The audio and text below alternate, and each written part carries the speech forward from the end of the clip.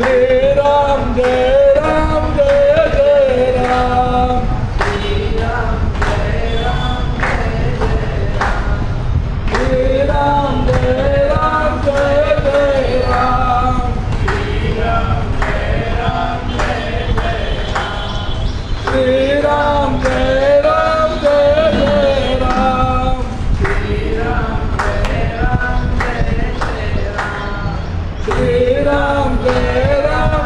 जय राम।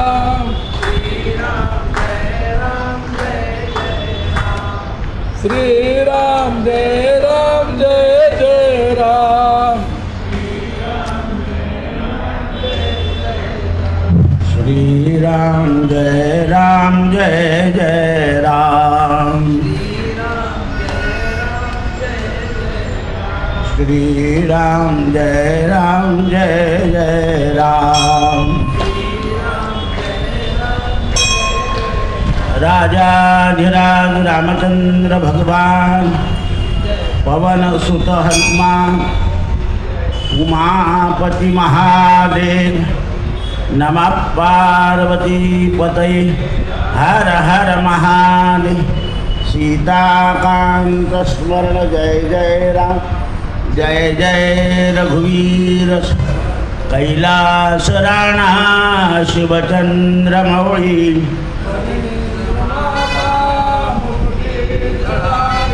कारुण्य सिंधु भवदुःखहारी।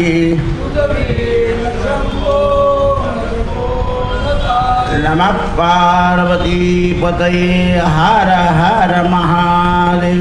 निवृत्ती ज्ञानदेव सोपान मुक्ताबाई एकनाथ नामदेव तुकाराम।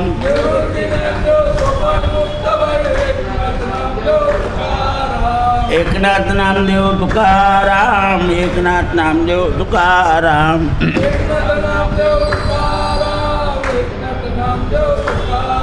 निवृत्ती ज्ञानदेव सोपान मुक्ताबाई एकनाथ नामदेव तुकाराम।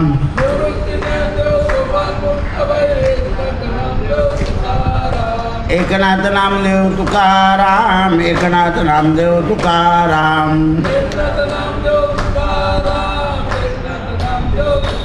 कुंडली वरदा हरी विठ्ठल श्री गोपाल कृष्ण भगवान।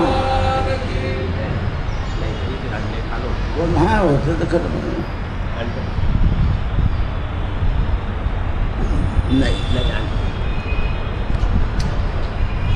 आज चातुर्मास्य का करावं असा लोकांचा फोन आहे, म्हणून चातुर्मास्याचं महात्म्य स्कंद पुराणात दिलेलं आहे। आणि स्कंद पुराणामध्ये नारदांनी ब्रह्मदेवाला चातुर्मास्याचं महत्त्व विचारलेलं आहे, किंवा हे चातुर्मास्य 4 महिने काय करावं आणि कशा करताय, केल्यानं काय होतं. कारण या कलियुगामध्ये परंपरेनं ज्ञान घ्यायला लोक तयार नसतात. केल्यानं काय होतं, काय मिळेल, म्हणजे प्रत्येक मानवाची आकांक्षा जी आहे आणि अपेक्षा जी आहे ती प्रत्येक काही केल्यावर आम्हाला मिळालं पाहिजे. बरं, त्यांना जर सांगितलं की बा चातुर्मास्यात उपासना केला देव मिळतो, आम्हाला देव नको आहे. कारण सकाम कर्म करणाऱ्या लोकांना नेहमी सकाम कर्माचीच गोडी लागते.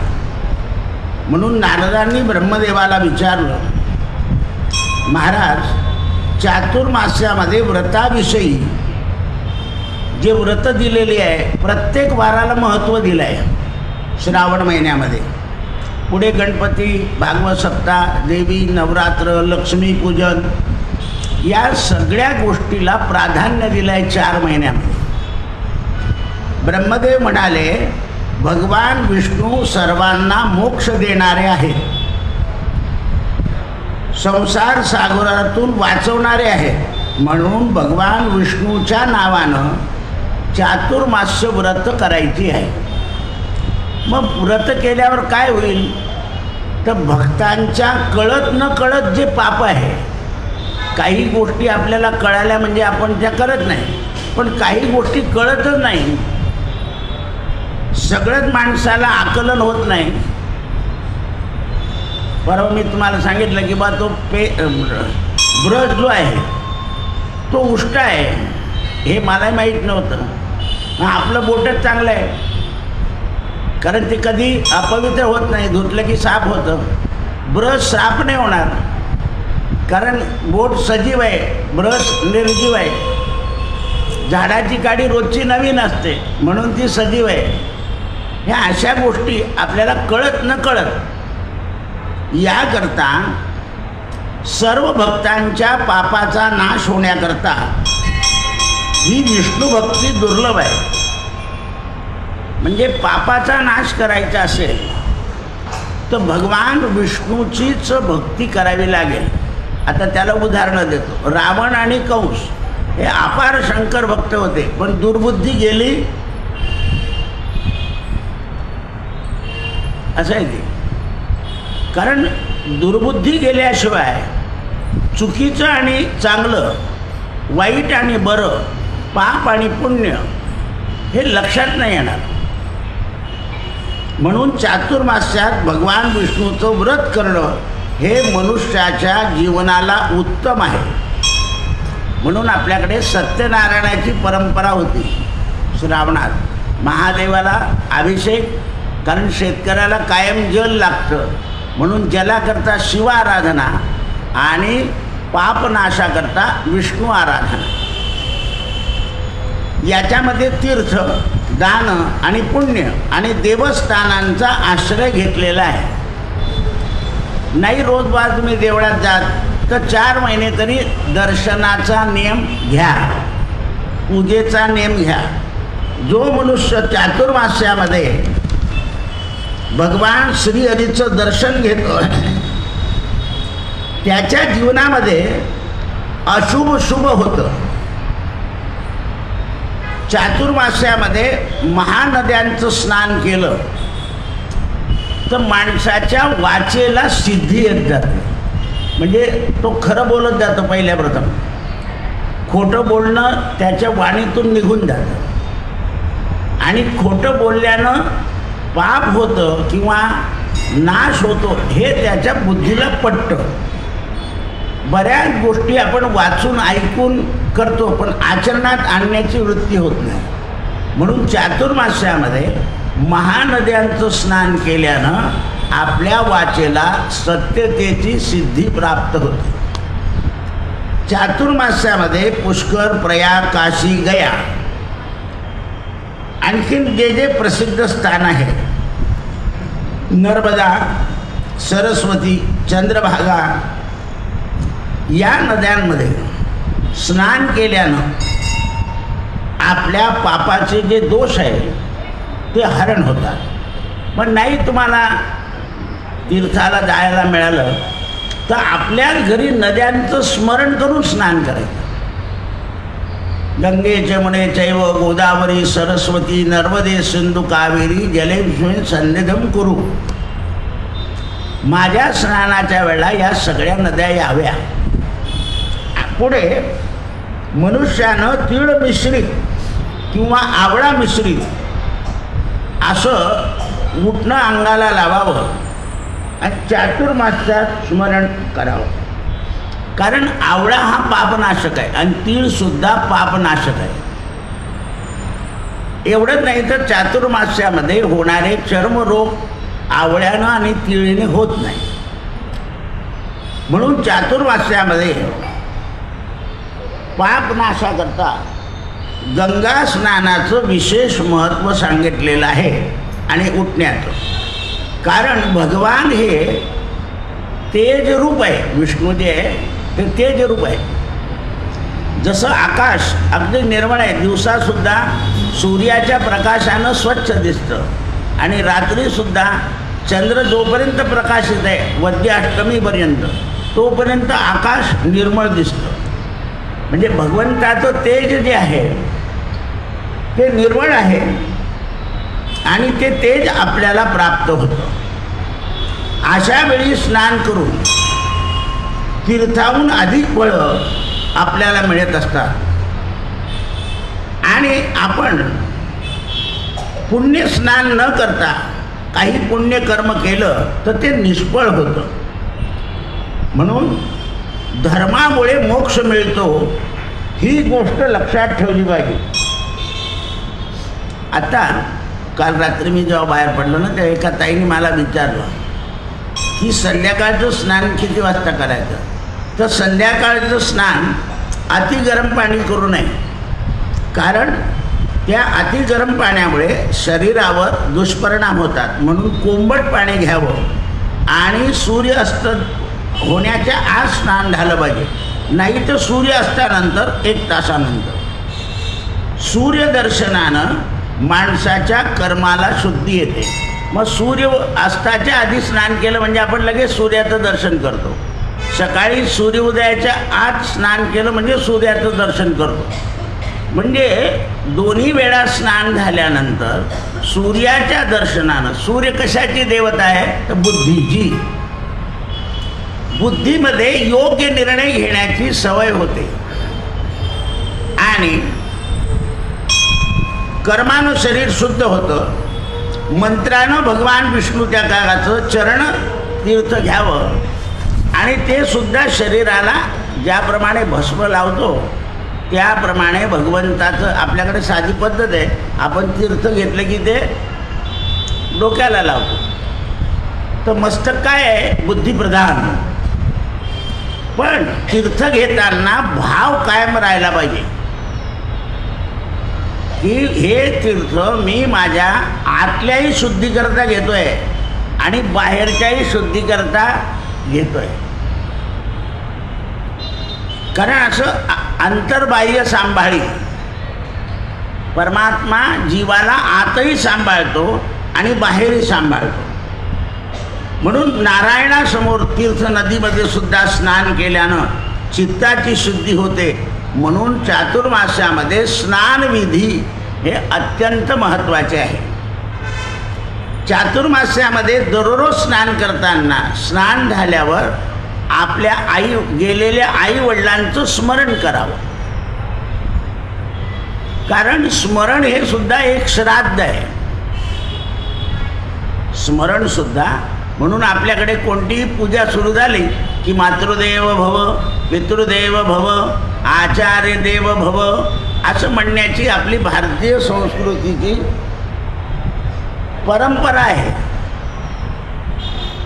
कारण यांचं स्मरण हे आपल्याला पुण्य देतं. म्हणजे तुम्ही सासूला वागवलं नसेल तरी बायांनी त्यांचं स्मरण करा. स्मरणानं पुण्य प्राप्त होतं. ज्याला रोज मातापितांचं तर्पण करता येत असेल त्याला महत्गती आहे. नदी व संगमावर स्नान करून पितरांचं तर्पण केल्यानं पितर हे नेहमी आपल्याबद्दल कल्याण इच्छितात. कारण त्यांना जर तीळ मिश्रित पाणी मिळालं तर ते कल्याण इच्छितात. जप होम केल्यानं अनंत फळं प्राप्त होतात. चातुर्मास्यात आपण जो जप करतो त्याच्याने अनंत फळ प्राप्त होतात. चातुर्मास्यात सर्व दृष्टीचा उत्कृष्ट काळ म्हणजे श्रावण महिना.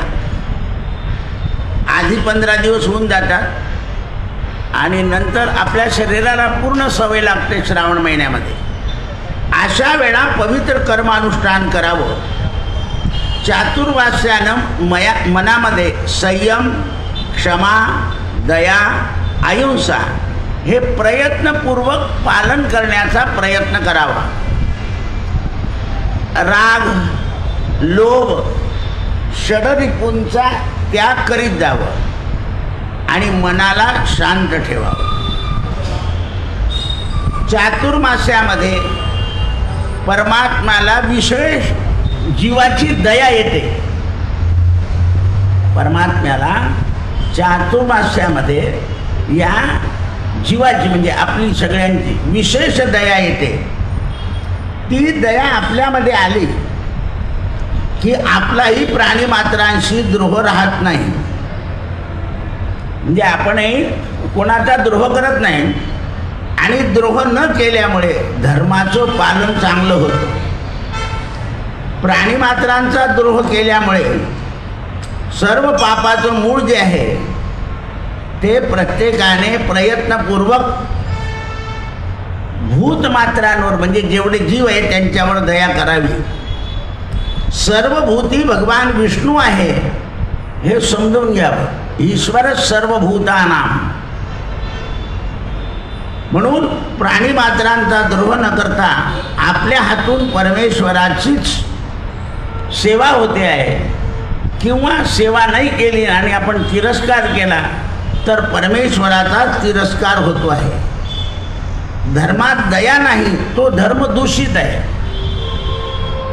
दया धर्म का मूल आहे. म्हणून सगळे धर्म पाळतात पण त्याच्यात जर दया नसेल तो धर्म दूषित आहे. जसं मुलीवर बहिणीवर दया करावी पण ती अतिलोभित असेल तर तिची दूषित होतं ते. आपण वगैरे काय जातो तिने किती ठिकाणी अडवलं आहे आपल्याला. म्हणून आपल्या मनात आता जी आईबापांवर दया करत नाही अशी मुलगी समाजावर जगावर काय दया करणार आहे. कारण काय केलं तिने तर तिला लोभ आहे. लोभामुळं तिच्या मनामध्ये दया उत्पन्न होत नाही. म्हणून सर्व द्रोहाचं मूळ जे आहे ते लोभ आहे. म्हणून प्राणीमात्रांवर दया करावी. सर्वभूती विष्णू आहे अशी भावना करावी. सर्व धर्मामध्ये दान श्रेष्ठ आहे. जेवढे धर्म आहे जगामध्ये त्याच्यामध्ये वेदामध्ये अन्नाला ब्रह्म म्हटलेलं आहे. म्हणून सदैव चातुर्मास्यात अन्नदान करावे. म्हणजे आपल्या घरी चांगल्या विचाराच्या लोकांना भोजन घालावे आणि ज्यांचे विचार मलिन आहेत अशा लोकांना देऊन धर्म करून द्यावा. कारण अपात्राला आपल्या घरी बोलवण्यानंतर आपण जर खाऊ घातलं तर ते अर्धच पुण्य आहे. कारण तो अपात्र आहे. म्हणून अपात्र जे असतील त्यांना धर्म देऊन मोकळं करून द्यावं. पण पात्र लोकांना म्हणजे योग्य लोक जे आहेत जे दया क्षमा आणि शांती ही ज्यांच्या वृत्तीमध्ये आहे यांना मात्र आपल्या घरी बसून भोजन घालावं. कारण अन्न हे ब्रह्म आहे. आपण प्रत्येकाला काय देतो ब्रह्माचं दान देतो. म्हणून चातुर्मास्यामध्ये अन्न हे ब्रह्म आहे आणि अन्न हे सर्व जीवांची शक्तिमान आहे. सगळ्या जीवांना आवश्यक आहे. म्हणून चातुर्मास्यामध्ये अन्नदान करावं.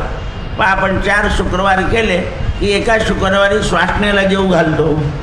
द्वादशीला ब्राह्मण भोजन अशी परंपरा चातुर्मास्यामध्ये. सत्यनारायणाच्या दिवशी आपल्या आजूबाजूच्या लोकांना जेवू घालतो. म्हणजे काय होतं तर आपल्या हातून ब्रह्माचं दान होतं. रोज जलदान वेद पठण श्रवण वेदाच्या याचं श्रवण करावं किंवा संकीर्तन श्रवण करावं किंवा प्रवचन ऐकावं. चातुर्मास्यात ज्याप्रमाणे हवन केल्यानं आपल्या मनोकामना पूर्ण होतात त्याप्रमाणे श्रवणानं सुद्धा मन चित्त आणि बुद्धी ही सिद्ध होऊन आपल्या मनोकामना संपून जातात की आता एका ईश्वरा वाचून आपल्याला दुसरं काहीही नको. म्हणून चातुर्मास्यामध्ये तीर्थक्षेत्राच्या ठिकाणी संत महंत हे लोक जाऊन एखाद्या ग्रंथाचं पारायण करीत असतात आणि त्यातला जो मानव हेतू भाग आहे मानवाच्या कल्याणाकरता तो हेतू भाग समजावून सांगण्याचा प्रयत्न करतात.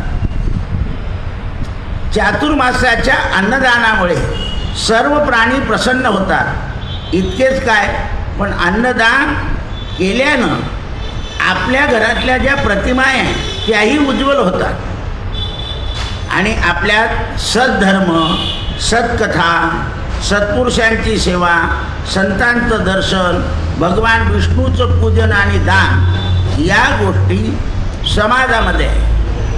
पण गुळ फुटाणे द्यायला सांगितले आहे. म्हणजे कशाचं प्रतीक आहे ते? दानाचं. म्हणून अन्नदानानं देवताही तृप्त होतात आणि चातुर्मास्यांच्या उद्देशानं आपण चातुर्मास्यात अन्नदान केलं, त्या अन्नदानाने जरी पितरांची तिथी नसली तरी तेही तृप्त होतात. म्हणजे चातुर्मास्याच्या अन्नदानामध्ये पण पितृपक्ष चातुर्मास्यातच आला आहे. पितृपक्ष म्हणून श्रावण महिन्यामध्ये देवांच्या नावाने अन्नदान होतं आणि भाद्रपद महिन्यामध्ये पितरांच्या नावाने अन्नदान होतं.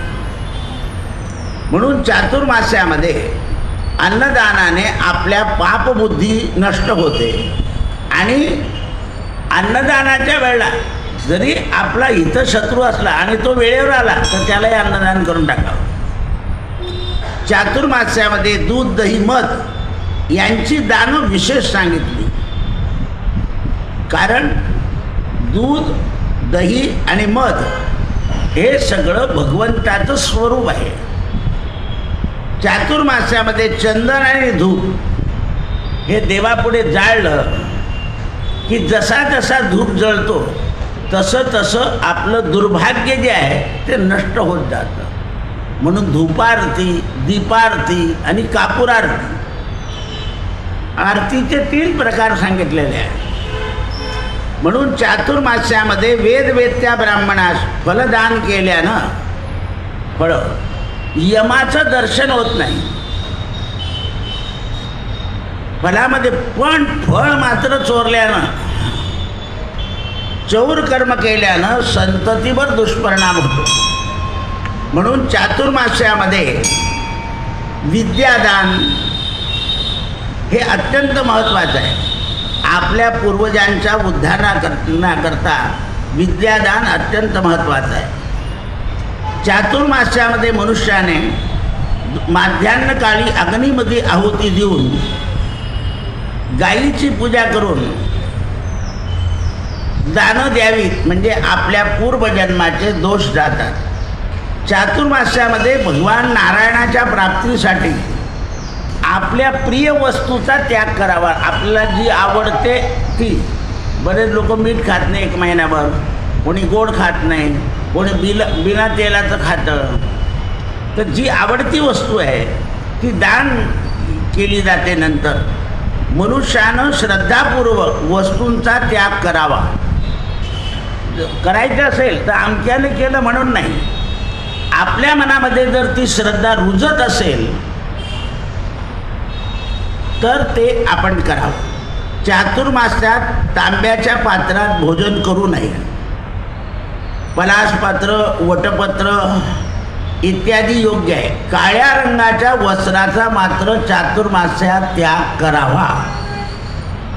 कारण काळ्या रंगाचा मन, चित्त आणि बुद्धी याच्यावर दुष्परिणाम होतो. जारण मारण करणारे लोक म्हणूनच आपल्या धुंदीमध्ये दुसऱ्याला काही सांगतात आणि त्यांच्याकडून जीवाची हत्या सतत होत असते. काळं वस्त्र हे नेहमी दुष्परिणाम करीत असतं. चातुर्मास्यात अशी प्रतिज्ञा करावी. काय करावी? हे परमेश्वरा, तू प्रसन्न व्हावा म्हणून मी अमुक सत्कर्म करतो अशी प्रतिज्ञा करावी आणि माझ्या प्रतिज्ञेचं तुझ्या कृपेने पालन व्हावं. म्हणून चातुर्मास्यामध्ये संकल्प करून व्रत घ्यायचं असतं. चातुर्मास्यातल्या व्रतानुष्ठानाला सगळ्या वर्णांना अधिकार दिलेले आहेत. म्हणून सगळे व्रताचरण करीत असलेल्या मनुष्याला विष्णूच्या दर्शनाची विशेष महती सांगितली. म्हणून आषाढीलाही पांडुरंगाचं दर्शन विशेष सांगितलं आणि चातुर्मास्य संपतं तेव्हा कार्तिकेला सुद्धा विशेष दर्शन सांगितलं. आषाढी कार्तिकी भक्तजन येते म्हणून हा कास्तकार शेतकरी दोन्ही एकादशीला जातो. म्हणून चातुर्मास्यात प्रयत्नपूर्वक व्रत आचरण करावे. विष्णू, ब्राह्मण, अग्नी या तीर्थांची सेवा करावी. वेद स्वरूप असलेल्या भगवंताची आराधना करावी, म्हणजे भगवंताच्या कृपेचा मोक्ष होतो आणि मोक्षरूपी वृक्ष हा वाढत जातो, दुःख कमी होत जातात, दुःख सहन करण्याची शक्ती प्राप्ती होते आणि या मासामध्ये भगवान विष्णूची नित्यपूजा करावी षोडोपचारांनी आणि चातुर्मास्यामध्ये पंचमहायज्ञ करावे. एकादशीच्या दिवशी 16 उपचारांनी पूजा करावी आणि विधूनुसार भक्तीनं प्रयत्न करावा. म्हणून आपल्याकडे कोणत्याही एका सोमवारी सत्यनारायणाच्या पूजेची परंपरा आपल्याकडे दिलेली आहे.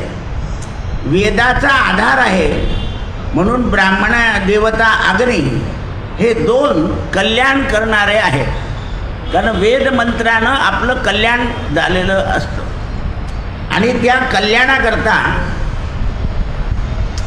स्वरूपस्थिती प्राप्त करून घ्यावी लागते. म्हणून अन्न हे भगवंताचं स्वरूप आहे आणि सगळं धान्य हे भगवंताच्या अंशापासून उत्पन्न झालं आहे, म्हणून अन्नाला ब्रह्म असं म्हणतात. अन्न आवाहनपूर्वक भगवंताला अर्पण करावं.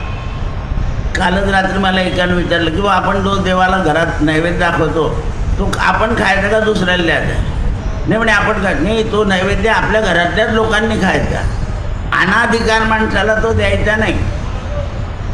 कारण अपरिचित माणसाला दिला आपण आणि त्याने तो खाऊन दुसरी कृत्य केलं तर, म्हणून आपल्या देवाचा नैवेद्य आपणच खायचा.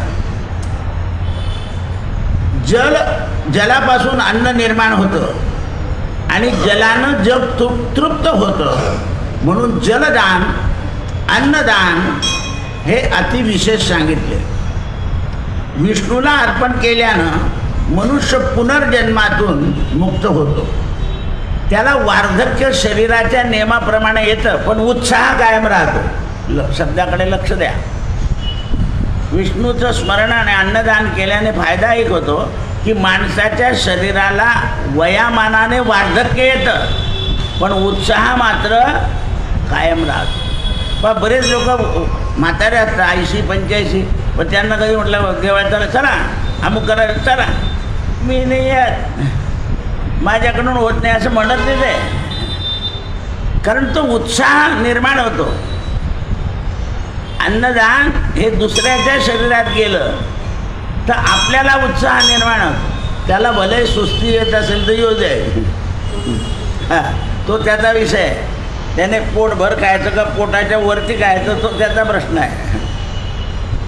त्याला सुस्ती येईल पण आपल्याला उत्साह येतो.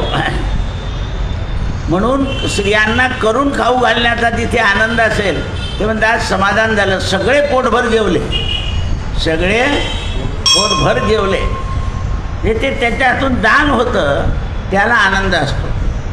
पुरुष सुक्ताच्या 16 रुचीने महासुक्त म्हटलेले आहे. हे सुक्त नारायण म्हण आहे.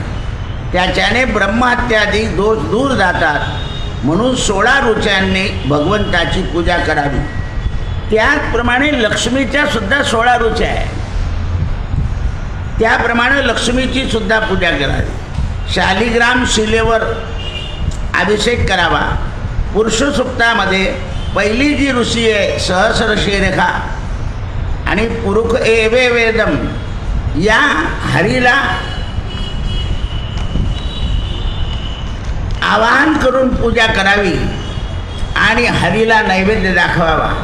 म्हणून चातुर्मास्यामध्ये भगवंताची विशेष पूजा म्हणून सत्यनारायणाच्या पद्धतीनं आपल्याकडून श्रावण महिन्यामध्ये विशेष पूजा होत असते. कृष्णार्पणमस्तु. म्हणून हे चातुर्मास्याचं महत्त्व ज्या लोकांनी फोन केले होते त्यांनी आता मोबाईलवर ऐकलंच असेल तर असं चातुर्मास्य शास्त्रानं सांगितलं आहे. तुमच्या आईवडिलांची पुण्याई आणि तुमच्या गुरुची कृपा असेल तर असं तुमच्याकडून आचरण होईल, नाही तर ऐकलं आणि गेलं असंही होईल. कृष्णार्पणमस्तु. आज भक्तमाल ग्रंथामध्ये चतुर्भुजजी नावाच्या संतांचं चरित्र आलंय. हे चतुर्भुजजी करोडो राजा जे होते त्यांना हे नाव प्राप्त झालेलं आहे. हिमालयामध्ये करोलो नावाचा एक भाग आहे, तिथे एक संत होऊन गेले, जसे आपले गजानन महाराज झाले. जेवढे हे बॅडमिंटन आणि खेळणारे आहेत ते लोक तिथे फार जातात करोलीला. त्या ठिकाणी या करोली राजानं आपल्या नगराच्या चारी बाजूला 4-4 कोसावर एक चौक्या बनवलेल्या होत्या आणि त्या चौकेमध्ये आदरातिथ्याचं साहित्य आणि भोजनाचं साहित्य. चारी बाजूने गावामध्ये संत यायला लागले की तिथे त्यांना थांबवायचं, त्यांची पूजा अर्चा करायची, त्यांना फलाहार द्यायचा आणि नंतर गावात भोजनाला आणायचं. असं चारी दिशेच्या चारी बाजूला कोणत्याही रस्त्याने येऊ संत मंडळी. म्हणून या कलेरी राजानं असा हा संत सेवेची युक्ती ठेवलेली होती. याच्याकडे अनेक भगवत भक्त यायचे. राजा सगळ्यांचं स्वागत करायचा आणि राजाची जी प्रजा श्रीराम हे लोक राजाला सूचित करायचे की संत आले आहे. आता असं काम जेव्हा होतं ना तेव्हा अज्ञान लोक याचा फायदा घेतात. कोणी मग संत बनतं आणि पूजेमध्ये चाललं जातं. पण या राजाने असं सांगितलं होतं, कोणी बाह्य अंग करून जरी संत बनला असेल तरी त्याचा अपमान करू नका, त्याच्या कर्माची फळं तो भोगेल, आपण त्याचा अपमान नाही करत, असा दंडक दिला होता. त्यामुळे अनेक लोक केव्हा केव्हा असा अविचार करायचे. पण राजा त्यांची सुद्धा भक्तीनं पूजा अर्चा करायचा. तो भक्तांच्या सेवेमध्ये कधीही अविचार करायचा नाही. पण या करोली महाराजांकडे एक भागवत सांगणारे ग्रस्त होते. यांनी त्यांना सांगितलं की महाराज, अपात्र लोकांची पूजा करू नका, पात्र लोकांची करा. कारण आपण दिलेला आदर याचा सदुपयोग झाला पाहिजे. जसं काही लोकांना आपल्या जावयाला आपण नेहमीच मदत करतो, तो आळशी होतो, कामच करत नाही, म्हणजे त्याचा आपण काय करतो, नाश. नुसती जावयाला मदत करणं म्हणजे जावयाचा नाश आहे. येत आहे झालं तिकडून, येत आहे झालं तिकडून, तो कामच करत नाही. म्हणून मर्यादा ठेवावी. निरुद्योगी माणसाला जर तुम्ही सारखं देत गेले तर त्याचं उद्योगाकडे लक्ष राहत नाही, फक्त येणाऱ्या वस्तूकडे लक्ष असतं. आणि शेवटी 3 वस्तू आली की तो कोणाकडून कर्ज घेऊन कर्जबाजारी होतो आणि कर्ज नाही भेटला तर जहर पिऊन मरून जातो. म्हणजे कोणाला मदत केली आपण, नाश करणाऱ्या. तर राजा मात्र मनात तसं ठेवत नव्हता. त्याला माहिती होतं की ज्याचं कर्म त्याच्यापाशी. एक चतुर्भुज नावाचा राजा होता. त्या राजानं असं ठरवलं की या करोली राजाकडे एक लबाड माणूस पाठवायचा, संत म्हणून. काय होतं ते पाठवा. म्हणून या चतुर्भुज राजाच्या दरबारी एक भाट होता. त्या भाटाला यांनी अलंकार, वस्त्र, माळा, गंध लावून संत म्हणून पाठवून दिलं. राजाच्या थोडं लक्षात आलं, कारण भाटाचं बोलणं आणि संताचं बोलणं यात फरक असतो. संत शांत आणि स्तुती न करता बोलतात. भाट नेहमी स्तुती करायची सवय असते की तुमच्यासारखा कोणी जाणे नाही, तुम्ही फारच मोठे म्हणताय, तुम्ही असे राजे. भाटच तो. राजाने ओळखलं आणि त्याची पूजा केली आणि कारभाराला सांगितलं की ते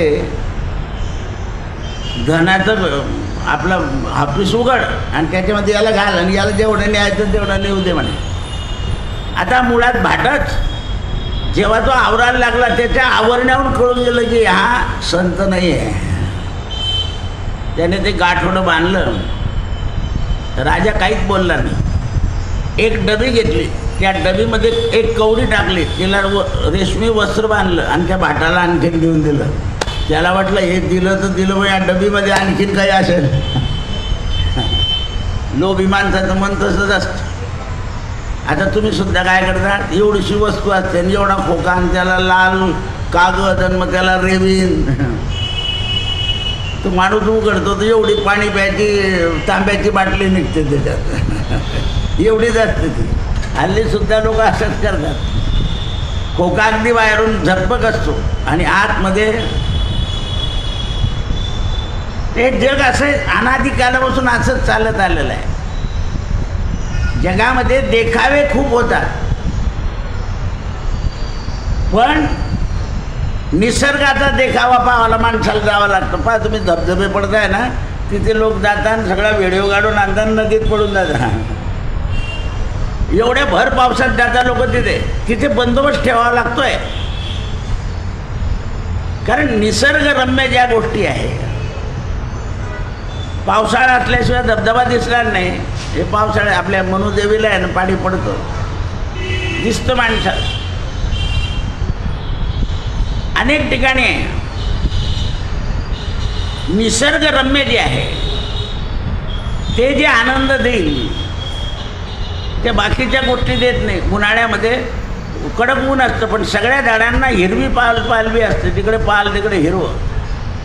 रसभरीत लिंबू, रसभरीत आंबा, रसभरीत डांगर, टरबूज, त्याच्यामध्ये ऋतुमानाने आनंद असतो. माणसाला ते फळ, ते फुलं, ती वनस्पती पाहिले की आनंद होतो.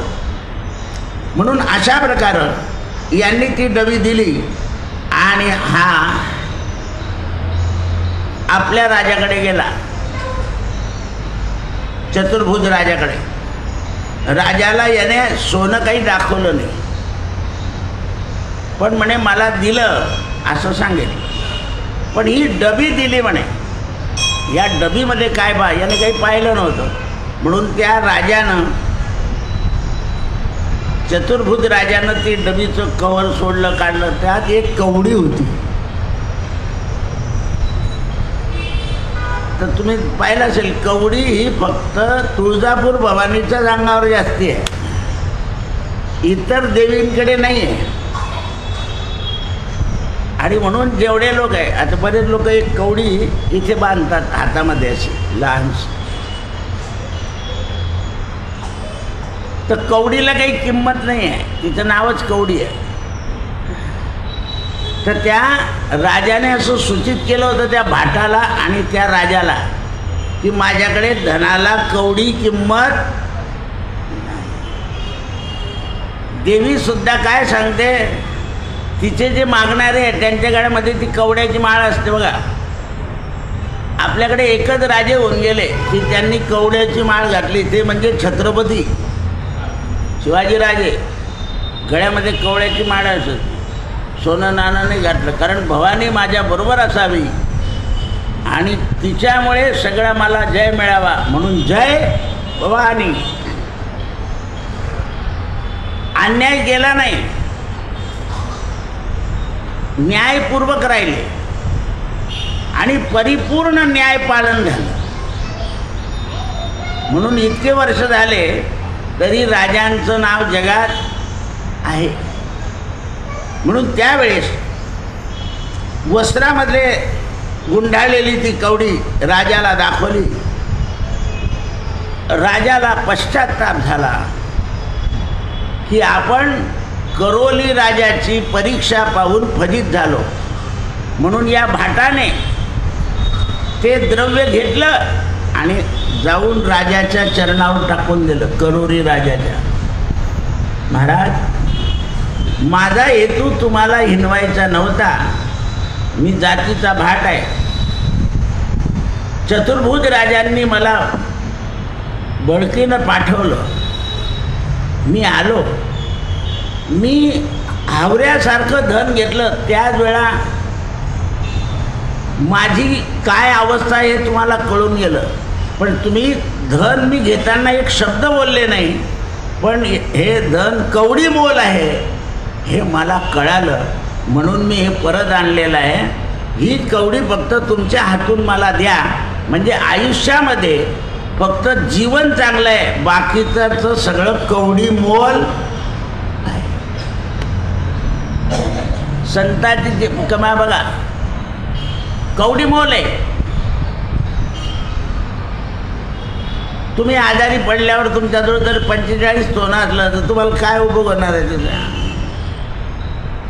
कारण तुम्ही फक्त कवडी कवडी माया जोडी रुपया लाख करोड, शब्दही तसाच आहे. कवडी कवडी माया जोडी रुपया लाख करोड, ते बोलून आलं की त्या द्रव्याचं काय करणार आहे? पण पाहते हे लोक इतकं जमवतात, एक दिवशी सरकार जातं आणि सगळं.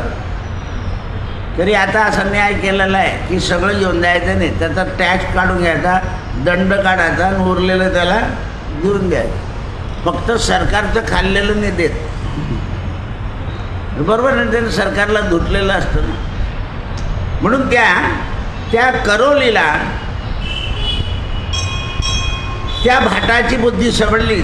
राजानं सभेमध्ये सगळ्या जणांना सांगितलं की हे बघा, हा कवडी मोल शब्द किती महत्त्वाचा आहे. तुम्ही जर माझ्या राज्यातल्या सगळ्या लोकांनी धनाला कवडी मोल समजलं तर आपल्या राज्यात अफरातफर, विश्वासघात आणि कोणाचंही द्रव्य बळकवणे हा विषय संपून जाईल.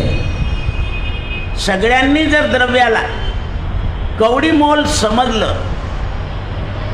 पहा संतांची किमया आहे बघा. राजा आहे पण संत आहे, प्रजेला समजून सांगतोय, प्रजेला समजून सांगतोय. आता या भाटाला हे समजलं. त्या चतुर्भुज राजाने आपली परीक्षा पाहण्याकरता भाट पाठवला.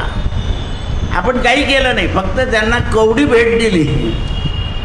ती कवडीनं त्यांच्यावर परिणाम केला की हे द्रव्य कवडी मोल आहे, याला काहीही किंमत नाही आहे. म्हणून त्यावेळा चतुर्भुज राजाचा भाव बदलला आणि तो परत त्या भाटाला घेऊन करोली महाराजांकडे आला आणि आदरपूर्वक त्यांच्या चरणावर मस्तक ठेवलं आणि विचारलं, महाराज ही काय परीक्षा पाहिली तुम्ही आमची? तर म्हणाले, राजे तुम्ही जा, तुमच्या पदरी जो ब्राह्मण आहे त्याला माझ्याकडे पाठवा. तो जे सांगतो ते तुम्ही ऐकत नाही. मग तुम्हाला सांगायचं काय? आता मी राजा असल्यामुळे मला उपदेश करता नाही येणार. तर मी क्षत्रिय आहे, मी वैष्णव आहे, भगवत भक्त आहे, दान धर्म करतो, संतांची सेवा खरं आहे. पण मला हुकूम चालवायची सवय. राजा काय करतो? हुकूम चालव. तर मला उपदेश नाही करता येणार. मी उपदेश करता करता हुकूम करून टाकेल, कारण माझं गुण आहे तो स्वभाव. तर तुमच्याकडे असलेल्या ब्राह्मणाला मला पाठवा. म्हणून या चतुर्भुज राजानं आपल्याकडे असलेला ब्राह्मण पाठवला. तो पंडित विद्वान होता. या चतुर्भुज राजाला रोज भगवंताची कथा सांगून तत्पर करण्याचा प्रयत्न करीत होता. पण हा सुधारायचंच नाही. त्याला तुम्ही कथा सांगा का व्यथा सांगा का काही सांगा. म्हणून तो आला ब्राह्मण आणि करोली राजानं त्यांचं स्वागत केलं. म्हणे, महाराज तुम्ही काही तुमच्या चरित्राकरता एवढं रोज तिथे भागवताची कथा सांगता, त्याच्या घरी काही माझ्याकडून द्रव्य घेऊन जा. म्हणे, राजे तुम्ही संत सेवा करणारे ही गोष्ट खरी आहे. मला तुमच्याकडची एकच वस्तू पाहिजे, द्याल का? आता ब्राह्मणाने म्हटल्यावर करोली राजे नाही म्हणू शकले नाही. म्हणे, राजाला द्यावी लागेल. तर तुमच्याकडे 2 पोपट आहे म्हणे, एक मैना आहे आणि एक पोपट आहे. त्याच्यातला एक भाग मला देऊन टाका, मैना द्या अथवा पोपट द्या. राजा तयार होऊन गेला. राजाला काही माहीत नाही पडलेलं, पण या ब्राह्मणाला माहिती होतं. म्हणून राजानं नौकराला सांगले एक पिंजरा देऊन दे रे ब्राह्मणाला. त्याच्यात मैना यांच्याकडे आली, पोपट तिकडे राहून गेला. हे आले आणि आपल्या चतुर्भुज राजाच्या दरबारामध्ये तो पोपट टांगला. टांगल्यानंतर दुसऱ्या दिवशी चतुर्भुज राजाच्या नौकरांनी एक चुकीचं काम केलं होतं. जसा राजा आला तशी ती मैना बोलली, राजे सरकार, तुम्ही सांगितलेलं काम या तुमच्या नौकरांनी केलं नाही, हे खोटे बोलताय. त्या मैनेनं सांगून टाकलं. हे ब्राह्मण तिथेच होते. राजे, मैना सांगते काल झाली ही, आणि आज तुमच्या सगळ्या घराचा अभ्यास करून टाकला, एवढी हुशार. हो, ज्या राजाच्या राज्यातली मैना खरं बोलते तर प्रजा काय बोलत, प्राण्यावर पक्ष्यावर त्याचा एवढा परिणाम आहे करोली राजाचा. तर त्यांचं हृदय स्वच्छ आहे म्हणून त्यांच्या राज्यातले पोपट, पक्षी, घोडे, हत्ती हे सुद्धा प्रामाणिक झाले. तुम्ही कपट करून दुसऱ्याकडे भाट पाठवता, तुम्ही कपटी, तसा तुमचा भाट महाकपटी. एवढं घेऊन आला म्हणतो, एवढं दान घ्यायचं असतं. याच्याकडचा पुरोहित सांगतोय, तुम्ही रोज माझी कथा ऐकतात पण तुमच्या मनामध्ये कपट राहतं, म्हणून तुमची सगळी प्रजा सुद्धा कशी आहे, कपटी. सिद्धांत पटला त्याला. म्हणून यथा राजा तथा प्रजा, यथा राजा तथा प्रजा. ज्याप्रमाणे राजा वागेल त्याप्रमाणे प्रजा वागते, हे लक्षात आलं पाहिजे. चतुर्भुज राजा प्रेम सागरात डुबून गेला. ते पाहिलं की यांचे पोपट, मग आपण इतक्या वर्ष यांच्याशी फक्त कुरापती करत राहिलो. शेजारी असल्यावर सुद्धा काय करतं शेजारी, हां हो, त्यांनी 10,000 रुपयाचे फटाके आणले, कुरापतीत काढता ना. सगळेच माणसांना काही द्रव्य मिळत नाही, काही कर्ज घेऊन बँकेकडून इकडून तिकडून मनुष्य धावपळ करून सुखाचे साधनं मिळवण्याचा प्रयत्न करतो हल्ली. सगळ्यांनाच काही तसं नसतं, पण आपलं दृष्टिकोन काय असतं, काहीतरी मारत झाला डल्ला. नेहमीच अशी दृष्टी असते. कुठे सापडला असेल किंवा कोणाला गंडोरला असेल, ही जी वक्रदृष्टी आहे, या वक्रदृष्टीने, वक्रबुद्धीने आपण कितीही परमार्थ केला तर तो परमार्थ आपल्या पथ्यावर न पडता त्याच्यापासून आपल्याला एखाद दिवशी उद्वेग येतो आणि लोक सगळं सोडून देतात. म्हणून परमार्थाच्या बाबतीमध्ये एक लक्षात ठेवावं, नास्तिक लोकांनी जर आपली निंदा केली, हे जे हॉटेल आहे ना, इथे एक पानटपरीवाला होता, तो आता आपल्याकडे मध्ये पुष्कळ वेळा आहे, त्याची पानटपरी होती. तो आपलं 3 वेळा प्रवचन झाला, तो तिथून म्हणायचा की या माणसानं इतकं बोलतो, याच्या घशाला कॅन्सर कसा होत नाही म्हणे. मी अजून आहे, तो तसंच बोलत होता. मध्ये आपल्याकडे रेग्युलर होतं. हां, कारण माणसाला जी गोष्ट अशी ईर्ष्यात्मक वाटते ना, त्याच्याने त्याची बुद्धी बिघडत जाते दिवसेंदिवस. इथे 2 लोकांना गल्ला घालून चालला गेला जातो, कारण ती बुद्धी तशी असते. म्हणून नेहमी विपरीत बुद्धी जी आहे त्या बुद्धीचा संग्रह करू नये. राजा कलोली राजाकडे पुन्हा चतुर्भुज राजे गेले. त्यांच्या चरणावर पडले, नमस्कार केला आणि ती मैना वापस देऊन टाकली. आता मला मैनेची गरज पडणार. करोली राजाची मैना परत दिली आहे चतुर्भुज राजानं.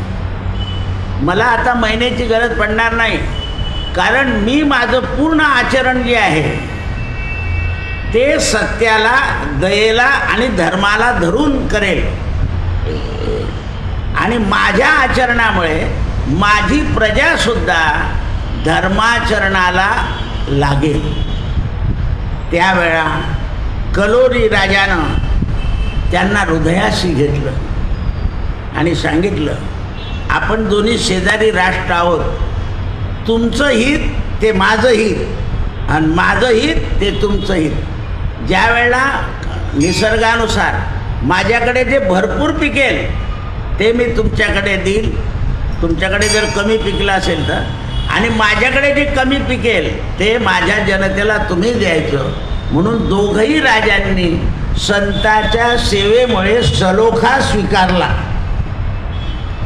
आणि सलोख्यानं दोन्ही राजे कृतार्थ झाले आणि राजे कृतार्थ झाले आणि प्रजाही कृतार्थ झाली.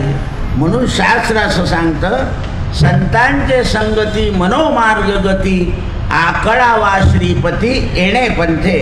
अशा प्रकारे दोघही राजांना भगवान श्यामसुंदराने दर्शन दिलं आणि चतुर्भुज राजाला सुद्धा दर्शन झालं.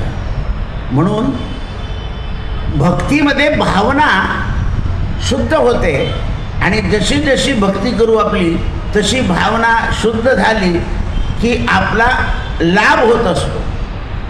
म्हणून त्यावेळेस एकदा करोली राजाकडे डाकू आला, त्याने धन चोरलं आणि गेला. तर जाता जाता तो एका सरोवरामध्ये पडून गेला. पडून गेल्यावर तिथे ओला झाला आणि त्या ठिकाणी एका संताने त्याला सांगितलं की एवढा हा चतुर्भुज राजा आता प्रामाणिक झाल्यावरही त्याच्या राज्यात तू असा डाकू राहिला. मग त्या संतांनी सूचित केल्यावर डाकू परत गेला चतुर्भुज राजाकडे आणि सांगितलं, महाराज मी असं भांडारपुरामधून चोरी केली होती. एका सरोवरात पडले, तिथे एक महात्मा बसलेले होते. त्या महात्माने मला सरळ सांगितलं की चतुर्भुज राजा एवढा चांगला वागूनसुद्धा तू त्यांच्या राज्यात चोरा राहिलाच, काय दोष आहे त्या राजाचा. तर माझ्या बुद्धीला त्या ठिकाणी परिवर्तन झालं. मी हे सगळं धन आणलेलं आहे, हे परत घ्या आणि मला तुमच्या नियमाप्रमाणे शिक्षा द्या. राजा म्हणे, ज्या संताने तुला हे सांगितलं त्यांना घेऊन ये इथे, तेव्हा मी तुला शिक्षा करेल. म्हणून ते सरोवरावर बसलेले संत आले आणि त्यांनी सांगितलं की राजा याला तुम्ही शिक्षा करा. म्हणे, मी केलेली शिक्षा तुम्हा संतांना मान्य होईल? म्हणे, हो. तू रोज या संतांचे पाय धुवायचे. शिक्षा दिली, रोज पाय धुवायचे आणि यांच्या पायाचं तीर्थ घ्यायचं आणि ते तू तिकडून आल्यावर तुला मी नमस्कार करेल. शिक्षा. संत हसले. महाराज माझ्यामुळेच नाही सुधारला तो. त्या जलामध्ये तुम्ही तपश्चर्या करता, त्या जलामध्ये पडला, तुमच्या तपाच्या जलानं त्याची बुद्धी सुधारली आणि तुमचे शब्द त्याने ऐकले. इतक्या दिवस माझ्याजवळ भागवत सप्ताह करणारे ब्राह्मण होते, मी ऐकत होतो पण माझी बुद्धी सुधरत नव्हती. कारण भागवत हे परंपरेनं चाललेलं आहे. म्हणून माझ्या वडिलांपासून ते चालत राहतं, भाऊ भाऊ पैसे घे बुवा आणि जाय, तुझ्याशी माझं काही घेणं नाही. त्याप्रमाणे तुम्ही त्याचं पाण्यात पडल्याबरोबर परिवर्तन केलं आहे. मी सुद्धा असाच होतो नास्तिक. तर मला नास्तिकाची तुमची सेवा करण्याची अजून माझी पात्रता नाही आहे. म्हणून हा तुमची सेवा करेल आणि याला मी नमस्कार करत जाईल. याला राज दरबारात नोकरी देऊन देईल मी त्याला. म्हणजे चतुर्भुज राजासुद्धा करोली राजाप्रमाणे वागायला लागला, कारण संताची संगती. कृष्णार्पणमस्तु. सत्यगुरु राये कृपा मज केली. बंधन या, तुम्ही घरी जा, जेवायला जा. आज बंधन